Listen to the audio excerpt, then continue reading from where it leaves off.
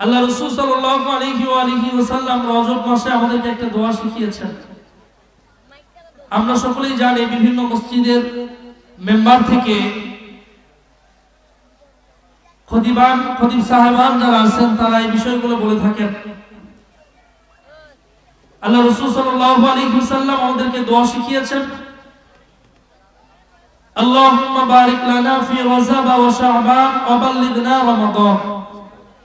আমরা সকলেই জানি মুহাম্মদুর রাসূলুল্লাহ সাল্লাল্লাহু আলাইহি ওয়াসাল্লাম আমাদেরকে দোয়া শেখানোর উদ্দেশ্যই হলো যেন আমার উম্মতে মুহাম্মাদি যারা আছে তারা গুনাহ থেকে হেফাজতে থেকে নিজের গুনাহগুলোকে যেন মাফ করাইতে পারে।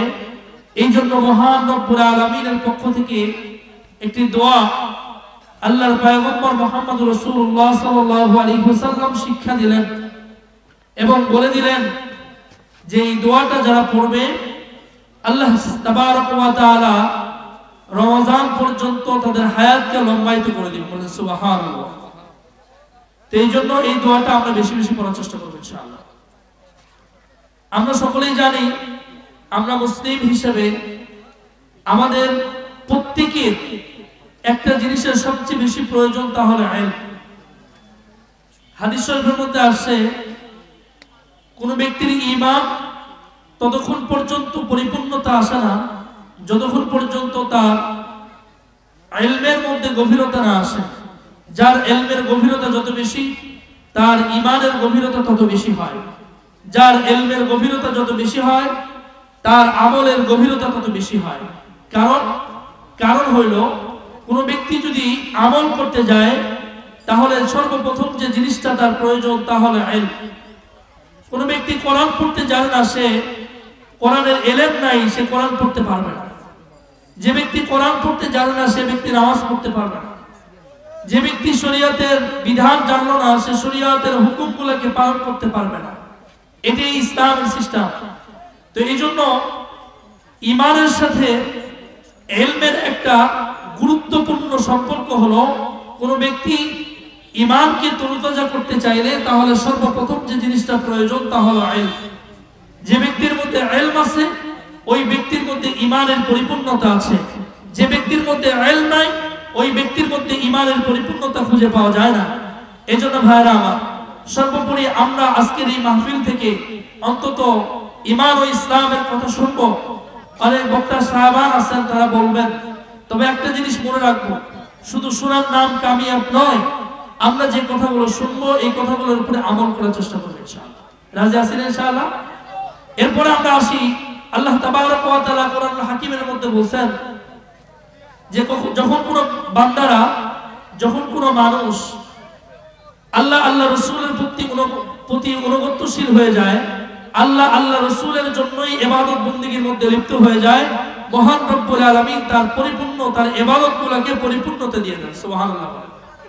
এজন্য আল্লাহ রাব্বুল আলামিন আল্লাহর পয়গম্বরের মাধ্যমে কোরআনুল হাকিমকে অবতীর্ণ করার পরে আল্লাহ তাবারক ওয়া তাআলা আল্লাহর পয়গম্বরের মাধ্যমে কোরআনুল কারীমকে আমাদের পর্যন্ত পাঠিয়েছেন। বলেন তো দেখি এই কোরআনুল কারীমের মধ্যে আমাদের প্রত্যেকটা অবস্থানকে আল্লাহ রাব্বুল আলামিন আমাদের জন্য বলে দিয়েছেন কি দেন নাই?